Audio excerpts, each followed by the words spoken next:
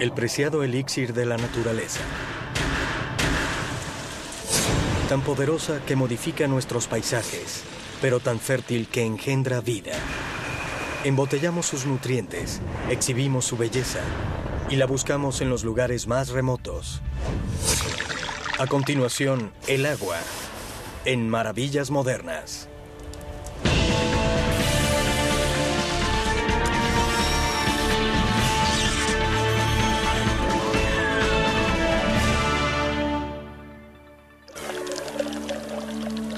No se deje engañar por su aparente simpleza. Más allá de ese aspecto común, se halla una fascinante complejidad. Bajo la superficie se halla una entidad dinámica. El agua vibra con la esencia de la vida, pero a veces desata su terrible capacidad de destrucción.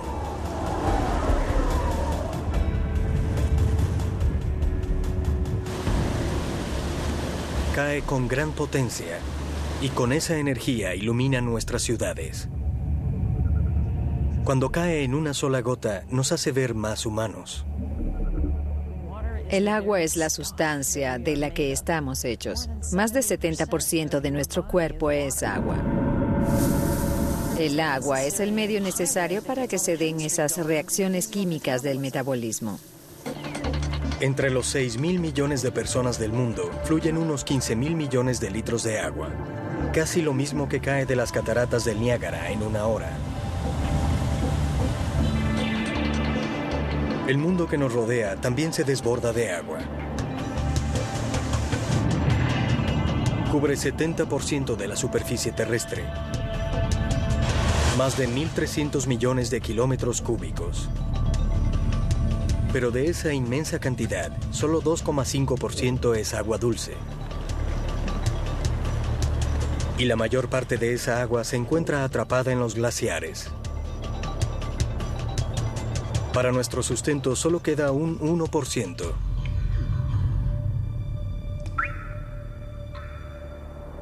La naturaleza acentúa esta alarmante realidad, pues la distribución de este preciado recurso ha sido desigual en tiempo y espacio. Como resultado, más de 1.000 millones de personas no tienen acceso al agua potable. Sin agua moriríamos. Es un bien muy subestimado. Vemos su valor cuando hay escasez. Creo que Benjamin Franklin dijo, nunca se aprecia el valor del agua hasta que se seca el pozo. Pero donde abunda el agua, han ido más allá, al punto de mercadearla como un producto de moda. Las historias que afirman que el agua de la llave tiene rastros de contaminantes han convencido a millones de que el agua más sana y de mejor sabor viene en botella. 25% de las marcas estadounidenses son aguas municipales purificadas. La mayor parte viene de manantiales naturales. Pero, ¿qué es un manantial? El campamento Holly Springs en Richmond, Virginia, que abastece a la región desde 1923, es el lugar ideal para entender esto. Así se ve el manantial del campamento Holly Springs. Es muy parecido al 99% de los manantiales que la gente ha visto. La precipitación cae en las altiplanicies que están atrás de nosotros. El agua atraviesa el suelo, llega hasta el acuífero subyacente y se incorpora a las aguas subterráneas. 2 o 3 años después es liberada. El punto crucial donde el agua sale a la superficie se halla mucho más arriba, en un recinto llamado el cuarto del manantial. El propósito principal de contener el agua en el cuarto del manantial es mantener cualquier tipo de contaminantes superficiales fuera del manantial y de las aguas subterráneas. La mantiene libre de aguas superficiales de lluvia y de los contaminantes que pudieran incorporar los humanos. Realmente es agua que no ve la luz hasta que es embotellada. Pero los dueños no bombean el agua directamente del acuífero. El agua desciende por sí misma desde el punto de filtración por una tubería hasta el cuarto de bombeo. Este método evita cualquier posibilidad de interrumpir el flujo natural del manantial. El agua entra por este tubo y desciende por sí sola hasta nuestro tanque de retención de casi 2.000 litros. De allí bombeamos el agua a una tubería de 400 metros de largo que va a nuestro centro de producción, gracias a una bomba de 7,5 caballos de fuerza. Cuando no se está bombeando agua a dicho centro, podemos ver en el tubo de desahogo el manantial en su curso natural. Es un agua totalmente pura. Tiene 32 partes de sólidos disueltos por cada millón. Fuera del centro de producción, el agua se concentra en un tanque de más de 53.000 litros. Desde allí, una bomba la transporta a lo alto de una torre de unos 14 metros para comenzar con el proceso de esterilización con ozono. El ozono, una forma inestable del oxígeno, es un poderoso agente oxidante que destruye cualquier microorganismo a su paso. A medida que el agua desciende de lo alto de la columna mezcladora, le inyectamos una mezcla de gas ozono y agua a la base de la columna. El ozono, por ser un gas, trata de ascender por la columna mientras el agua desciende. De esta forma entran en contacto por más de 9 minutos. Se mezclan y así el ozono esteriliza el agua. Después el agua entra al centro de producción, en donde luego será embotellada.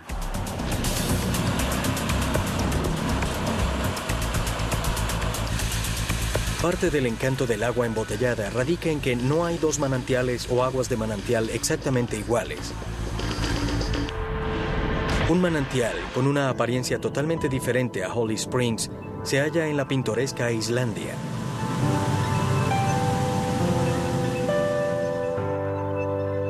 El agua en este inmaculado lago se filtra desde un acuífero de 800 metros de profundidad.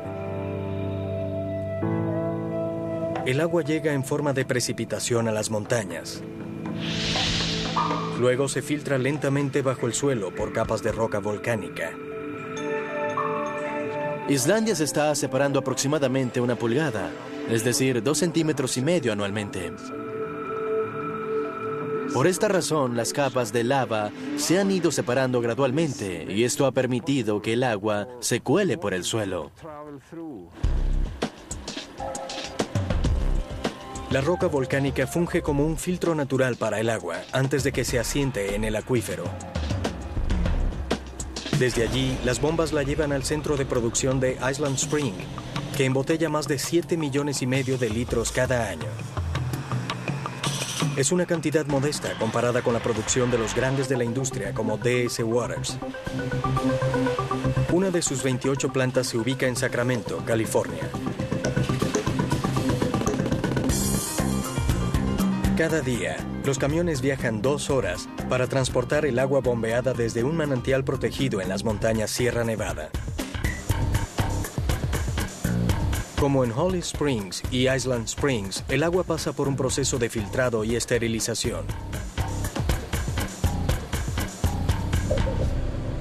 Pero las mejores técnicas de purificación están reservadas para otro tipo de agua procesada aquí. El suministro municipal de Sacramento. Su procesamiento es más riguroso. Primero pasa por una serie de filtros de arena y carbón. El filtro más importante está al final de ese proceso, el cual se vale de la ósmosis inversa. Una bomba de alta presión lleva el agua a un recipiente que guarda una membrana semipermeable. Esta consiste en capas múltiples que actúan como un filtro muy fino con poros del tamaño de una molécula pequeña. La membrana no deja entrar los contaminantes y cuerpos extraños, pues son muy grandes para atravesarla.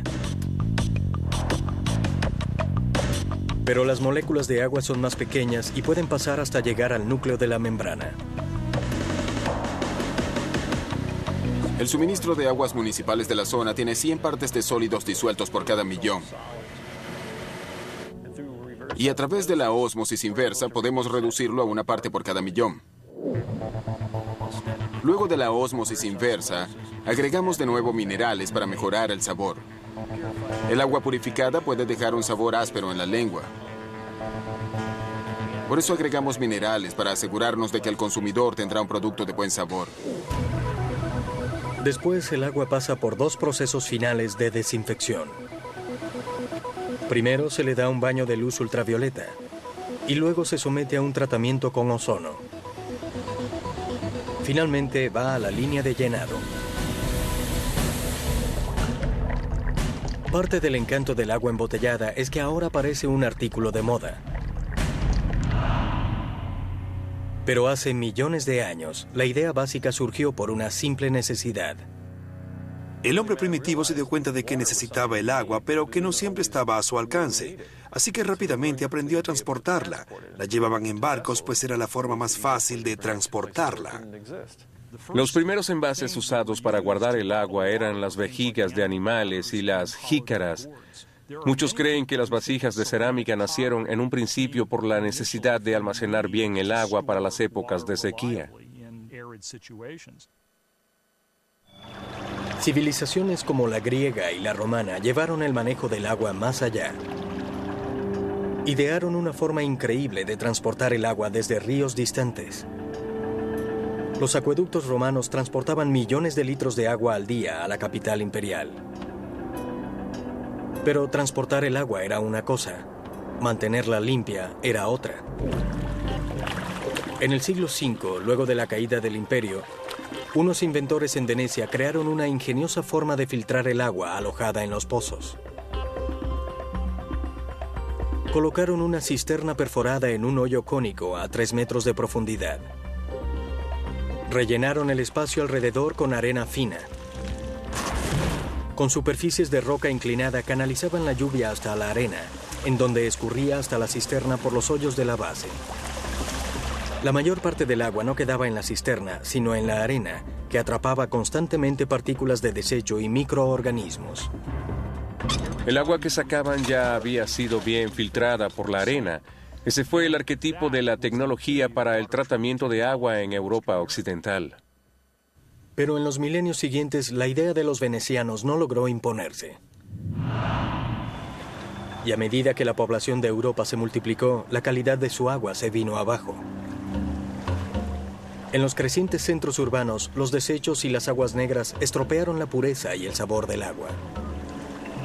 No se estilaba beber agua en lo absoluto. Las únicas personas que bebían agua eran quienes no tenían otra opción. En vez de agua, bebían cerveza y bebían lo que llamaban pequeña cerveza, que era una cerveza aguada. La concentración de etanol era de 1 o 2%. Eso era suficiente para disminuir el crecimiento de bacterias fecales peligrosas para el ser humano. Sin embargo, no llegaban a deshidratarte.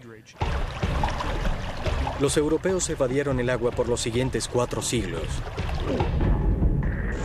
Luego, en los siglos XVIII y XIX, los ricos redescubrieron sus beneficios en los manantiales puros alejados de las ciudades. Así, el agua no solo se había vuelto aceptable, sino elegante. Al final, la gente que conocía cierto manantial quería seguir tomando agua de ese manantial en casa. Así comenzó el negocio del agua embotellada.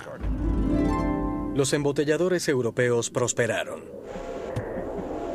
Luego la ola llegó a Norteamérica.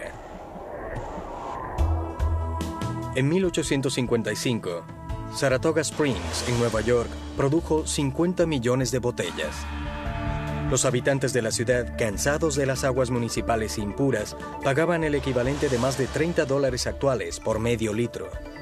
Para el siglo XX, la industria del agua embotellada era un gran negocio en Estados Unidos. Pero en 1913 ocurrió algo que cambió todo eso.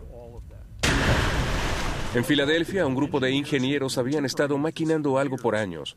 Finalmente idearon el método de agregar cloro líquido al agua para desinfectarla, al menos parcialmente, y así sería seguro tomarla.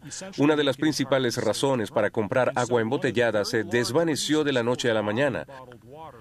La industria del agua embotellada colapsó y por poco desaparece totalmente. Durante las siguientes 6 décadas, las marcas estadounidenses de agua embotellada quedarían confinadas a las oficinas. Pero a finales de los 70, las bien publicitadas marcas europeas revivieron el amor por el producto y le abrieron las puertas a una industria que ahora vale $10,000 millones. Muchos consumidores ven al agua como la bebida natural por excelencia. Sin embargo, también puede ser vista como una rareza de la naturaleza.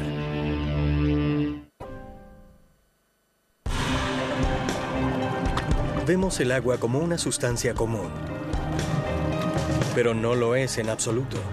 Sorprendentemente, este compuesto abundante no se comporta como la mayoría de las sustancias.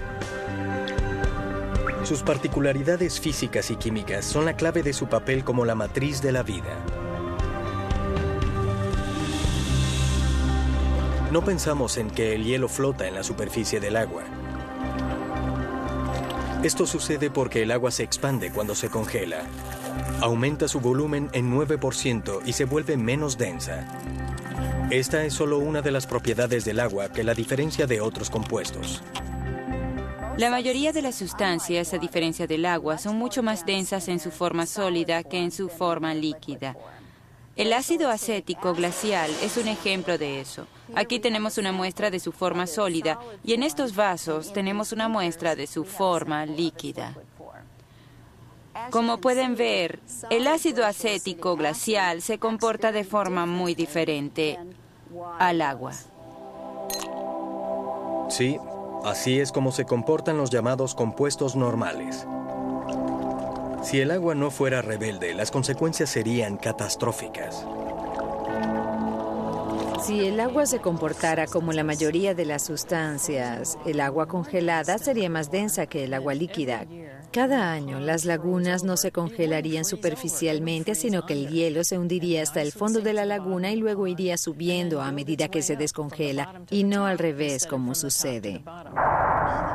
Todos los seres vivos de la laguna morirían, pues no tendrían agua líquida disponible. Todos morirían. La menor densidad del hielo con respecto al agua líquida permite que las criaturas sigan en vida, aun cuando las temperaturas disminuyan en el invierno. ¿A qué se debe esa peculiaridad? La distribución de su carga eléctrica es desigual. La molécula de H2O asemeja las orejas de Mickey Mouse, con una pequeña carga negativa cerca del átomo de oxígeno y una pequeña carga positiva cerca de los de hidrógeno. Casi nada tiene un gran átomo con carga negativa unido a dos pequeños átomos con carga positiva. Se llama polaridad. Las moléculas se adhieren de forma específica. Cuando dos moléculas de agua se atraen, deben orientarse de forma que la carga positiva de una de las moléculas de agua se dirija a la carga negativa de otra de las moléculas de agua. Esta fuerza de atracción entre las dos moléculas es lo que conocemos como el enlace de hidrógeno. Debido a ese enlace, el agua tiene esas propiedades tan particulares. El enlace de hidrógeno obliga a las moléculas a unirse. Este es otro de los curiosos atributos del agua. El acero es más denso que el agua, así que nadie esperaría que algo hecho de acero pudiera flotar. De hecho, lo lógico es que se hunda, por ejemplo, este pequeño clip de acero. Sin embargo, si tomamos este clip y lo colocamos con mucho cuidado sobre la superficie del agua, notaremos que puede flotar. Vemos que el clip crea unas leves marcas sobre la superficie del agua. Esto se debe a la gran tensión superficial del agua que hace que la superficie actúe como si fuera una capa. Notamos la gran tensión superficial de agua cuando rebosamos un vaso. Las moléculas se atraen con tal fuerza que el agua puede elevarse significativamente sobre el borde. La tensión superficial explica por qué algunos insectos pueden caminar sobre el agua. Da a las gotas esa cubierta gruesa que las hace impactar como balas. Con el paso del tiempo geológico, esculpe montañas. Y mejora la capacidad del agua de ascender a través de los capilares de las plantas y los árboles. Si el agua no tuviera la maravillosa propiedad de la tensión superficial, los árboles serían muy pequeños, las plantas tendrían menor tamaño, toda la superficie de la Tierra se vería muy diferente. Quizá una de las características más importantes del agua es que puede disolver casi cualquier sustancia, excepto el aceite. Los biólogos especulan que la función del agua como solvente universal permitió el comienzo de la vida en la inmensidad de los océanos. Si nos preguntamos qué se requiere para crear un ente complejo, un ser vivo, debemos preguntarnos con cuántas oportunidades contamos.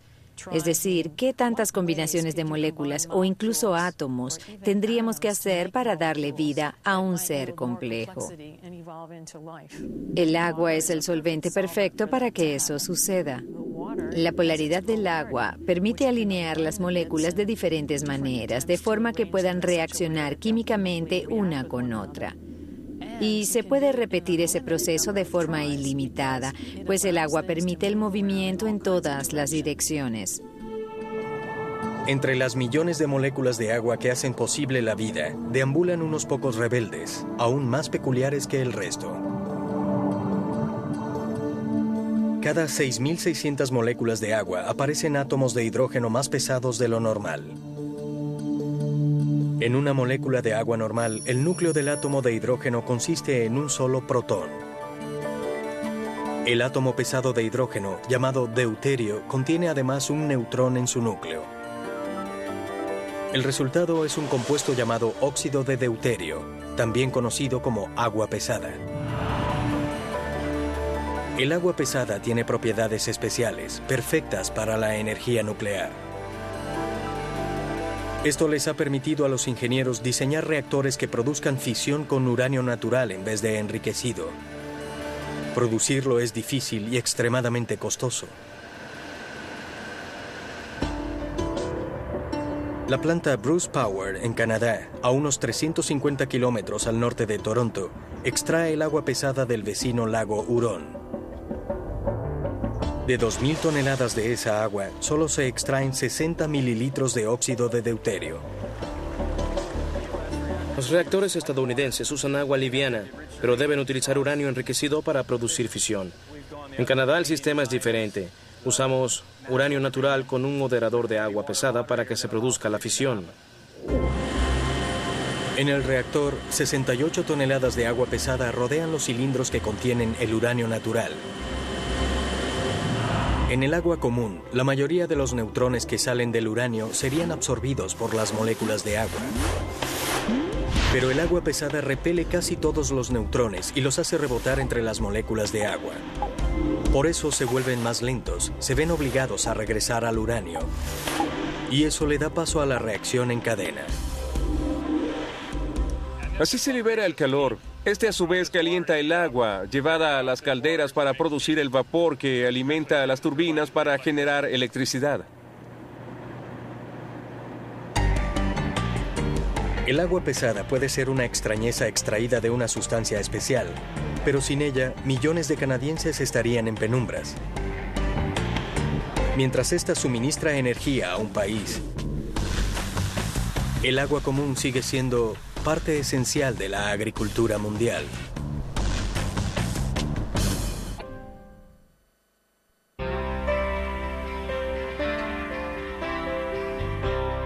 Bienvenidos a Nebraska, el granero de Estados Unidos. Aquí dependen de grandes cantidades de agua para alimentar a sus cultivos, así como también a un mundo hambriento. La agricultura a esta escala exige un volumen de agua mayor y más consistente que el volumen de agua de las impredecibles lluvias. Por eso los agricultores sustentan sus campos por medio del arte de la irrigación. En Estados Unidos se riegan más de 20 millones de hectáreas para sembrar, lo cual consume casi 40% del agua del país. Y en Nebraska, la principal fuente de esa agua se halla atrapada bajo la superficie. Una gran reserva subterránea llamada el acuífero de Ogallala se extiende desde Dakota del Sur hasta Nuevo México. Por millones de años, el agua de lluvia se ha filtrado por la superficie, ha saturado los espacios entre el suelo y las rocas y ha penetrado formaciones porosas de arena, cieno y arcilla. Como una esponja gigante, el acuífero contiene unos 3.700 billones de litros de agua, suficiente para sumergir el país bajo 40 centímetros de agua. Cada año se usan casi 23 billones de litros de los pozos para irrigar lo que la naturaleza por sí sola no podría regar. Estas monstruosas barras de riego sobre ruedas que van desde los pozos son un rasgo característico de las grandes llanuras.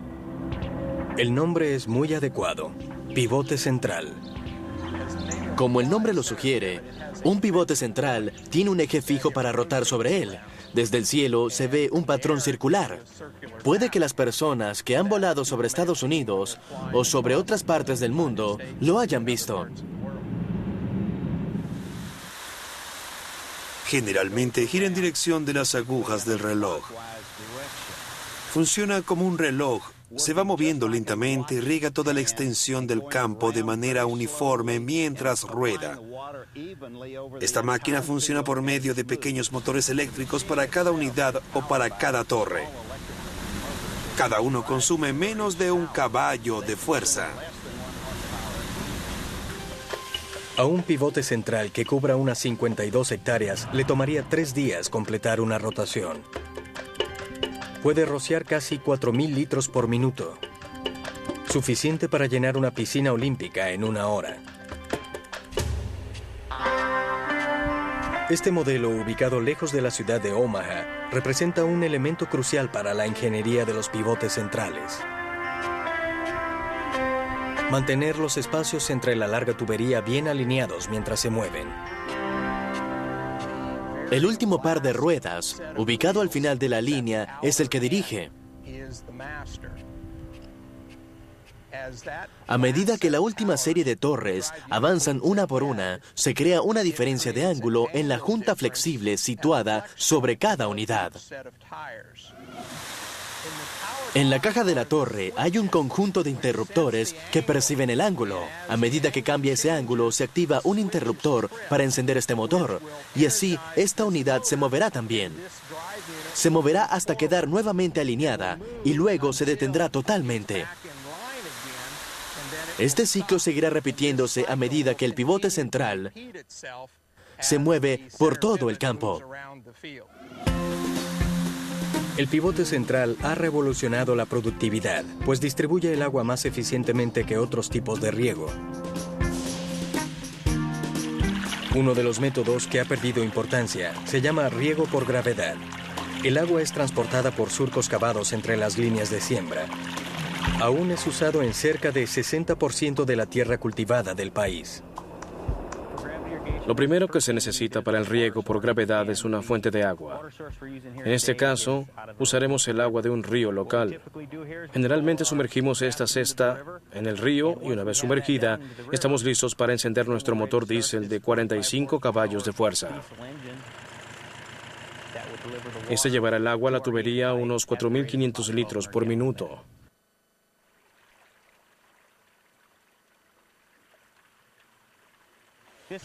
Este terreno tiene unos 400 metros de largo.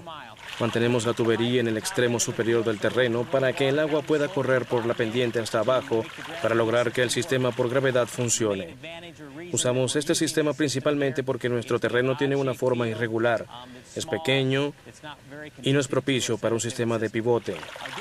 La desventaja es que con este sistema usamos agua en exceso, incluso el doble de lo que se necesita en la parte superior para que pueda llegar a la parte baja.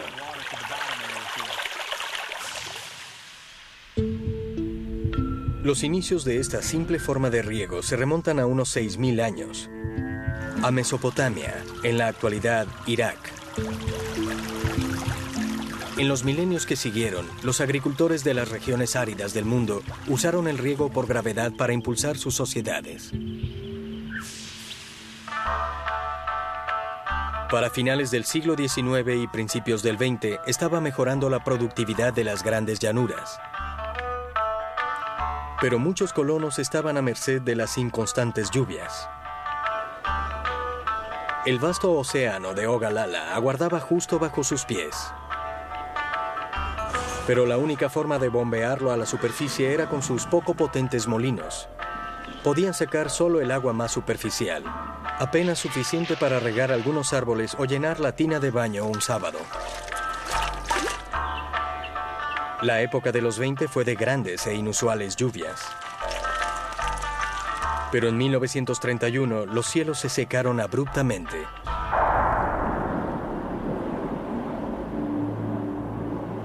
La cuenca de polvo de una década fue la representación de una dura realidad. Donde no hay agua, llega la miseria. Los vientos hicieron volar la tierra seca. Y con ella las fortunas y sueños de miles.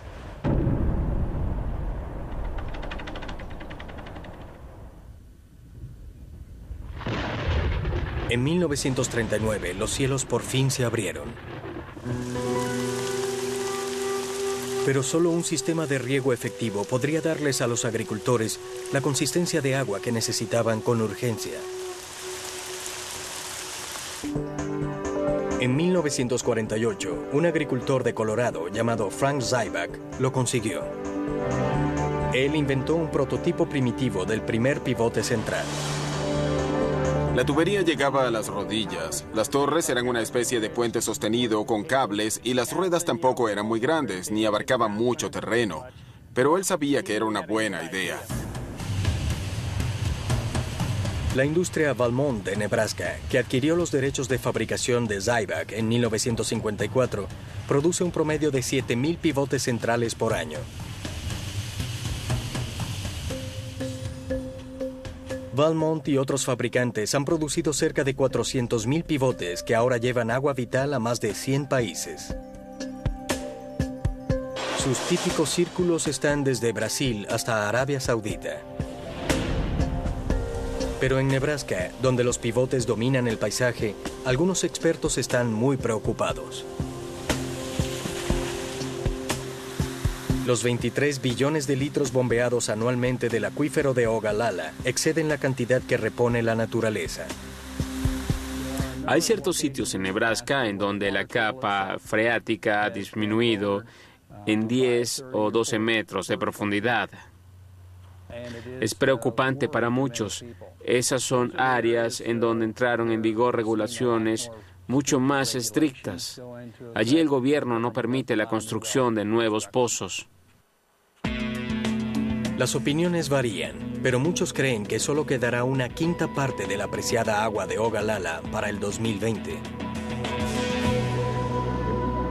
Pero a medida que el agua continúa sustentando un mundo sediento, también desempeña un papel más vistoso, la animación por todo lo alto.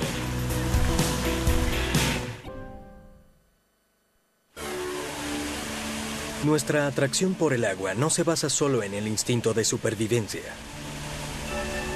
Más allá de ser la esencia de la vida, el agua exhibe una pureza que nos atrae por naturaleza. Las fuentes han adornado las civilizaciones desde la antigüedad.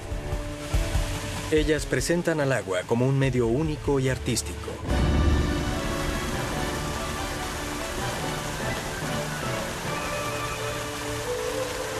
Una de las más impresionantes se extiende por más de 3 hectáreas frente al Hotel Bellagio en Las Vegas.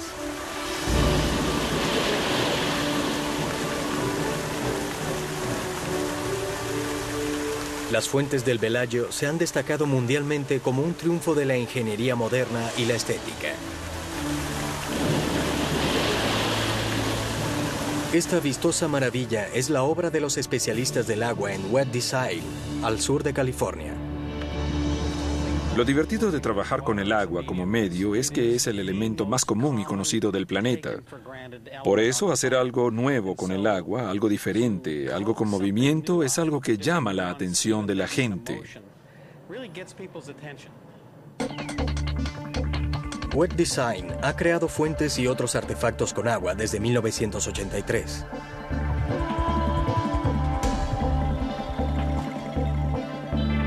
Estos coloridos arcos de fluido se llaman flujos laminares.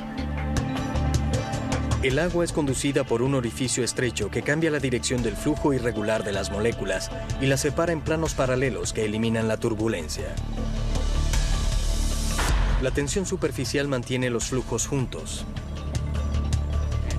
Pueden ver que crea una especie de vara de agua, aunque no parece que fuera agua, parece vidrio o plástico. Pero como pueden notar, es agua de verdad. Al ajustar el flujo y unir ambas corrientes, creamos lo que llamamos chispas laminares. Para hacerlo, alumbramos el agua con un iluminador de fibra óptica con color. Los colores se mezclan de forma instantánea, ya que son sustancias líquidas. Si prestan atención a los colores que estamos usando, pueden ver que con el color rojo y el azul, en este caso, obtenemos como resultado un violeta perfecto. El agua nos asombra cuando brilla y salpica, pero lo que más nos apasiona es verla bailar.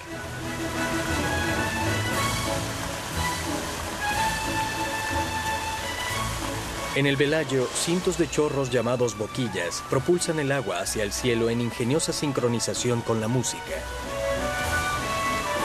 Las boquillas más pequeñas se llaman nanoboquillas. Les mostraré lo simple que es, en teoría.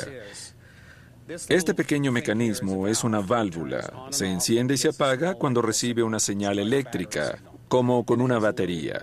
Cuando está instalada, tiene un pequeño tubo de aire comprimido anexo. Luego lanza un chorro de agua por esta abertura y sale disparado hacia arriba. El nivel del agua estaría por aquí y este tubo estaría lleno de agua. Lanza un chorro y listo.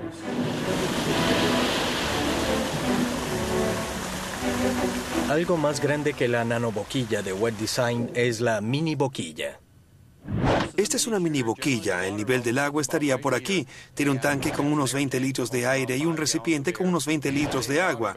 Hay una válvula entre ellos. Así cuando la abrimos, permitimos que el aire empuje el agua hacia afuera. La boquilla dispara chorros a unos 45 metros de altura. Esa explosión se debe a un cambio repentino de velocidad, cuando el aire presurizado a gran velocidad sale justo después del agua a menor velocidad. Esta es una superboquilla, es 10 veces más grande que la mini boquilla en cuanto a agua y presión. Alcanza unos 76 metros de altura.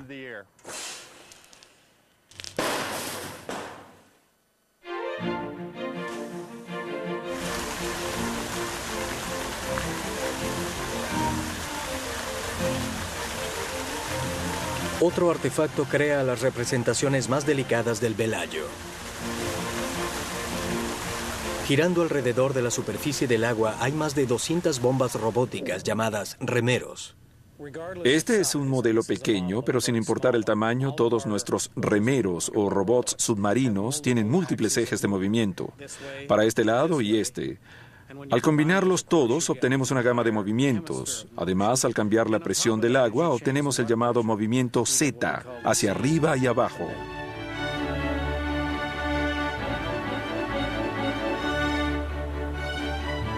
Los remeros y boquillas del Velayo les deben su ritmo y gracia a los expertos de Wet Design.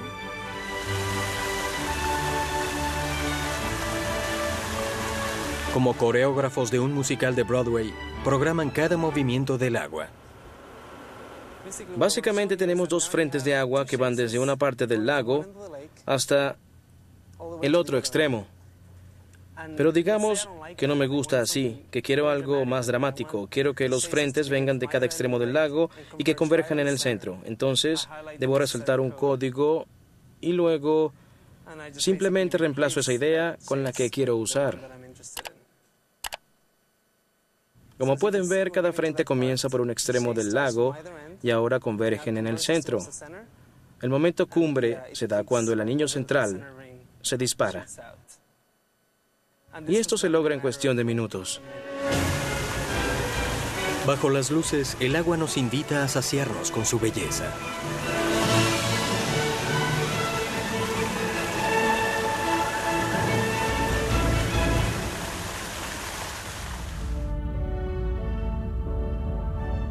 A unos 1.100 millones de kilómetros de Las Vegas, el agua es parte de un espectáculo aún más impresionante. Y podría ser la clave para encontrar vida en nuestro sistema solar.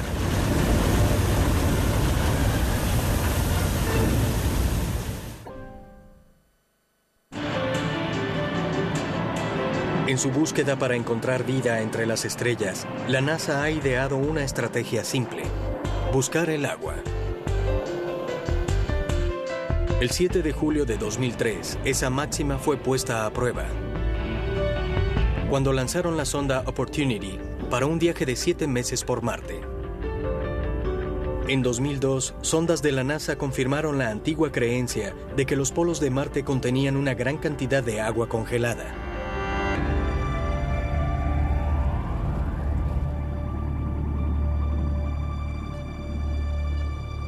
Luego de aterrizar, Opportunity descubriría algo que redefiniría lo que sabemos del planeta rojo. Su zona de exploración fue llamada Meridiani Planum, cerca del ecuador marciano. Cuando la sonda aterrizó, lo primero que vimos fue un afloramiento, que es un pedazo de roca que ha estado allí por mucho tiempo y que dice mucho de la región. Había un capturador de imágenes.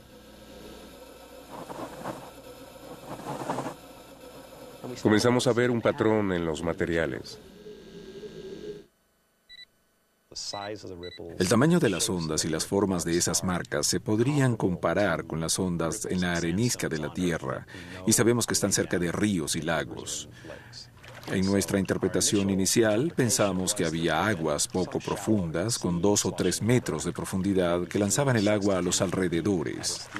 Las aguas podrían ocupar un área grande, quizá del tamaño de Oklahoma. El hallazgo de Opportunity es la evidencia más contundente hasta ahora de que Marte fue habitable.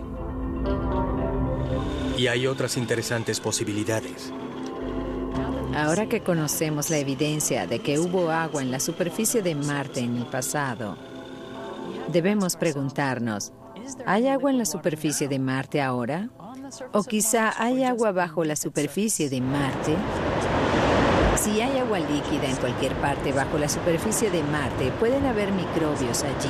Quizá esos microbios usan el agua cercana para subsistir, así como lo hacen los que viven en las rocas y los sedimentos en la Tierra. En 2006, la nave espacial de la NASA, Cassini, hizo otro atractivo descubrimiento de agua. Al pasar cerca de Saturno, detectó un espectacular fenómeno que ocurría en una de las 47 lunas del planeta, Encélado. Cerca del polo sur de la Luna, géiseres arrojan enormes columnas de vapor a unos 420 kilómetros en el espacio. Los científicos suponen que el agua líquida, que hierve bajo la superficie, se está expandiendo y se ve forzada a salir. Si el geyser tuviera agua líquida, supondría un gran misterio. Encélado es muy fría para que sea líquida. ¿Qué sucede dentro de esa pequeña luna para que exista agua líquida?